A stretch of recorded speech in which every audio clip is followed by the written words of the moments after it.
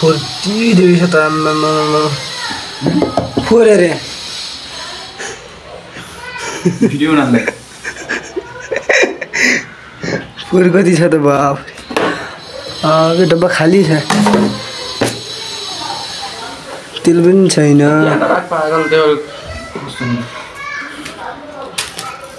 केल्तान यसले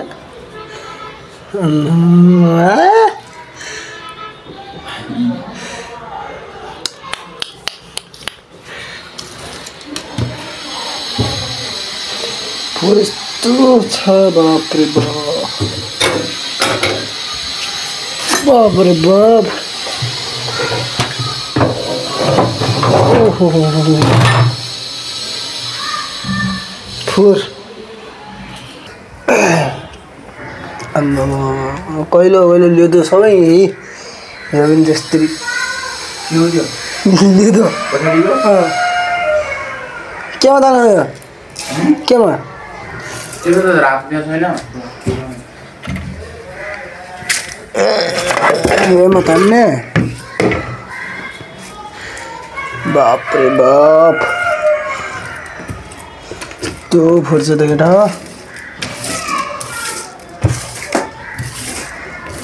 त्यही भएर सफा गर्नुपर्छ खाना खानु त्यसो भएर चाहिँ आनन्द हुन्थ्यो गरेबाट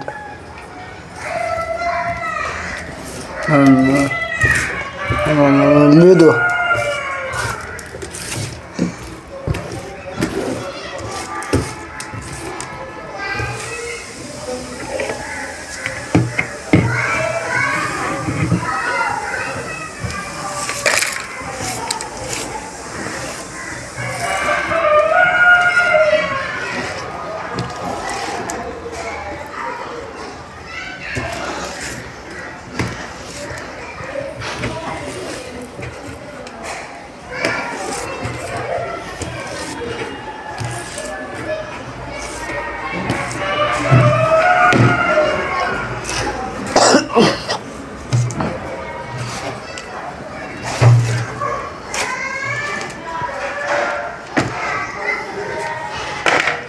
त्यो लिँदै छ यो हो पुरै छोडिने अहिले क्लियर भएर यो अब यो छ अब तल तिद्रे फोर्छ कि डब्बा मिलाउनु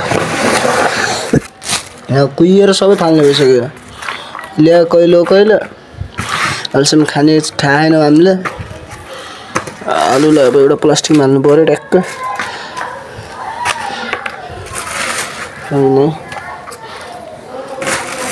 आलुलाई प्लास्टिकमा हालेर यो खाली गरेर यसमा अरू चिज हाल्नुपर्छ जसजना नयाँ हुनुहुन्छ प्लिज सब्सक्राइब लाइक गरिदिनु होला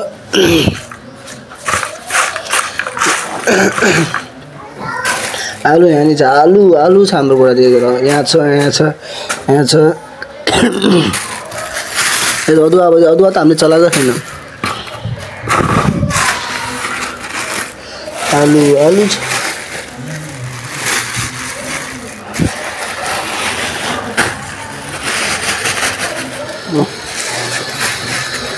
सबै ठाउँतिर आलु छ भने डारू जुड्डाहरू यहीँ खस्या छ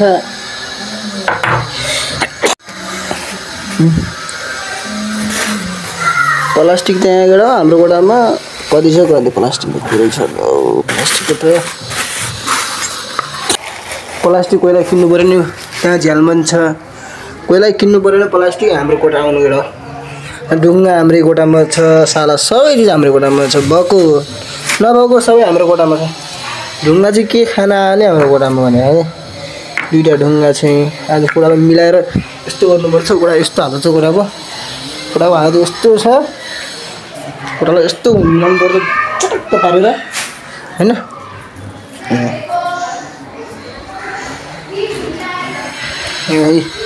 कोरिङ छ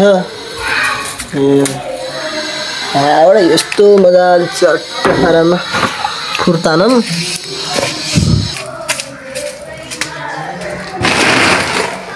चावल किन 15 दिन नहुँदै चावल भ्याइसक्यो 15 दिन नहुँदै सक्सेस त छैन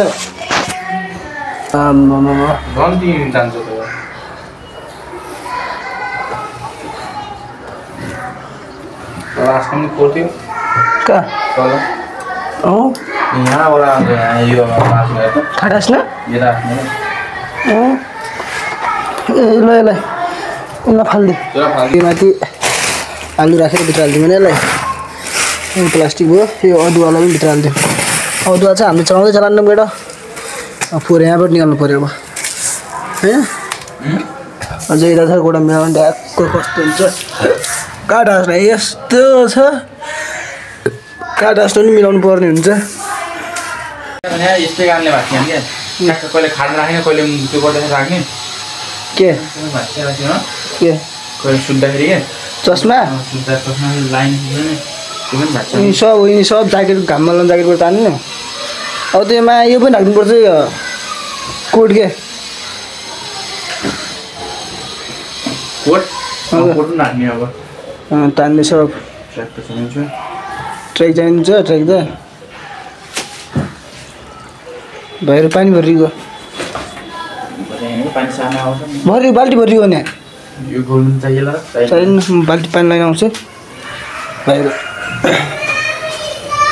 यहाँ चाहिँ हामीले पानी भर्न छौँ के अरे जान्छ त अघि लगाउँदा मैले पानी चाहिँ भरिसक्यो अब हामीले त लाउनु पर्ने हुन्छ यहाँ ड्रममा यस्तो खाले ड्रममा कपडा धुनु पर्ने छ धेरै छ कपडा आज यता पनि सफा गरिदिनु पर्छ होइन बेटा सबैले गर्नु पऱ्यो आफ्नो यहाँ धुनुको कपडा यस्तो छ यो फोहोरलाई लगेर त्यो फोहोर हामीले खालि फोहोर बाहिर लगेर पाल्नु पर्छ यसलाई पनि सबै सब सफाइ गर्नुपर्छ यो ड्रम भरिनु पऱ्यो यो बाल्टीलाई त ल्याएर बाल्टीलाई लगेर उता राइट बाल्टी चाहिँ म खन्याउ यो भयो खुट्टा हालत हाम्रो यस्तो छ अरे बा भित्र झन् फोहोर कति होला हौ भित्र झन् यस्तो छ खानाले साह्रो नै गइगयो अहिले सरको सफा गर्न सजिलो हुन्छ के बोल्दा त्यो खानाले साह्रो सामान पानी हुन्छ अनि यहाँ हाल त्यस्तो भयो खाटलाई साह्रो अलि पानी गुट्ठा लगाएर यहाँ हेर्नु न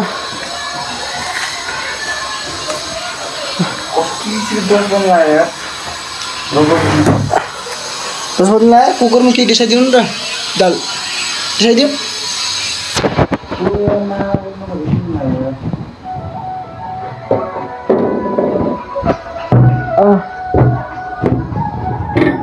न्यू ग्यास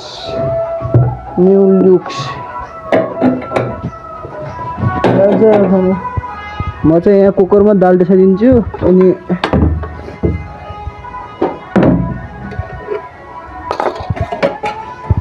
तरकारी बनाउँदै कोडा मिलाउँदै गर्नुपर्ने हुन्छ आज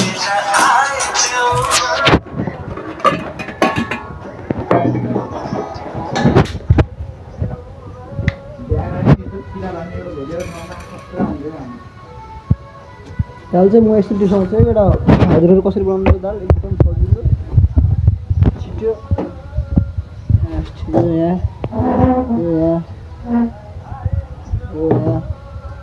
दाललाई त्यस्तो गर्ने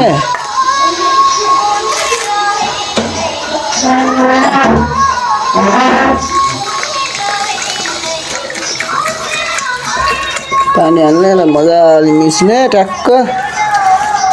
ग्यासलाई अन गरेर राखेर कुकर डेसाउने तेल हाल्ने स्वाट मजाले चाहिएको तेल हाल्ने ठ्याक्क अनि प्याज हाल्ने दाल चाहिँ पछि हाल्ने यसो छिटो पाक्यो छिट्यो पनि हुन्छ अनि ग्यासको बचत पनि हुन्छ ट्याक्क तेल खरियो भने चराप्प प्याज हाल्ने यस्तो मजाले प्याज हाल्ने हल्का बेसार हालिदिने त्यो माथि ट्याक्क आफूलाई चाहिने जति बेसार हाल्ने